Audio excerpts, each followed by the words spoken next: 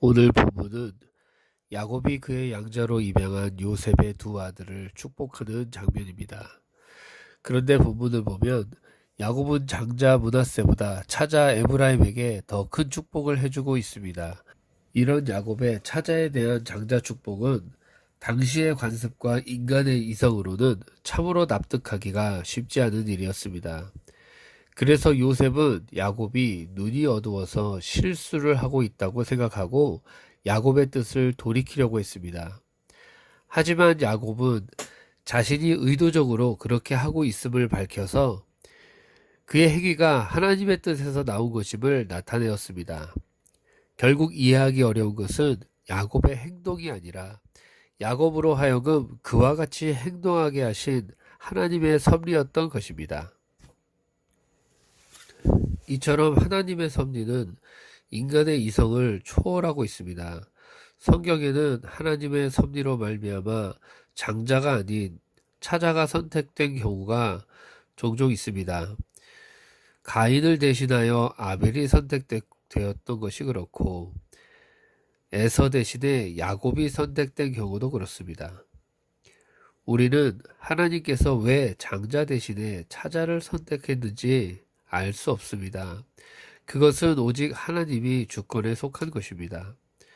또 우리는 하나님을 향해 왜 그와 같이 하시냐고 물을 수도 있지만 그것은 하나님께서 주권자이시기 때문에 하시는 일이라 우리가 다 알 수는 없는 것입니다. 다만 중요한 것은 그것이 하나님의 선하신 뜻에서 나온 것이며 우리의 유익을 위한 것이다 라는 사실입니다. 오늘날 차자와 같은 우리가 하나님께 선택되고 구원받아 그의 자녀가 된 것도 다 그러한 하나님의 주권적인 섭리의 결과입니다. 그렇기 때문에 우리는 살아가면서 인간의 이성으로는 도저히 이해할 수 없는 하나님의 섭리를 만나게 될 때 그것이 자기의 생각과 다르다는 이유로 불평만 할 것이 아니라 인간의 이성으로는 그것을 다 이해하고 헤아릴 수 없다 할지라도 하나님께서 선한 뜻이 있음을 알고 그 뜻을 알기 위해 힘쓰고 노력해야 하는 것입니다.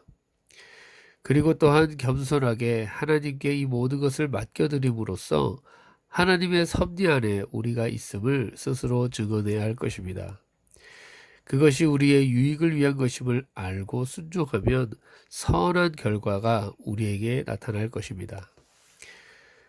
또한 10절 11절에 보면 야곱이 요셉의 두 아들에게 입맞추고 그들을 안고는 자신이 요셉의 얼굴을 볼 것을 기대하지도 않았었는데 하나님께서 요셉의 아들들까지 보게 하셨음을 감사하고 있습니다. 물론 야곱이 요셉의 아들들을 지금 처음 보는 것은 아닙니다. 그가 애굽 땅에 내려온 뒤로 줄곧 요셉의 아들들을 봐왔을 것입니다.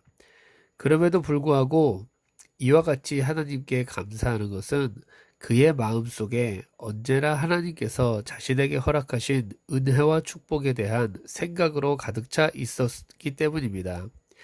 그로 인해 늘 하나님께 감사한 삶을 살 수 있었던 것입니다. 이처럼 우리 성도들도 범사에 하나님께 감사하고 하나님을 찬양하는 삶을 살아야 할 것입니다. 우리가 눈에 띌 정도로 확실한 하나님의 은혜를 받았을 경우에 그 당시에는 감사하기가 쉽지만 오랜 시간이 지난 후에도 그 일로 인하여 하나님께 감사하는 것은 쉽지 않은 일입니다. 사실 우리가 처한 상황을 둘러보면 감사할 일보다는 불평과 원망과 슬픈 일들이 훨씬 더 많기 마련입니다. 그러나 특별한 일거리에서 감사를 찾기보다 우리의 일상에서 감사를 찾을 수 있다면 더 없는 축복일 것입니다. 우리에게 가족을 주시고 직장과 교회와 나라를 허락하신 하나님의 은혜에 감사하면 우리에게도 그 감사에 대한 기쁨이 찾아오는 것입니다. 또한 생명의 주인이신 하나님을 알고 믿게 하신 하나님의 은혜에 항상 감사해야 합니다. 일상생활의 모든 것이 하나님의 은혜로 말미암았으므로 모든 것으로 하나님께 감사할 수 있어야 하는 것입니다. 우리는 모든 사람이 감사할 만한 특별한 일뿐 아니라 모든 일상 속에서 감사의 제목을 찾아 하나님께 감사하는 성도가 되어야 할 것입니다.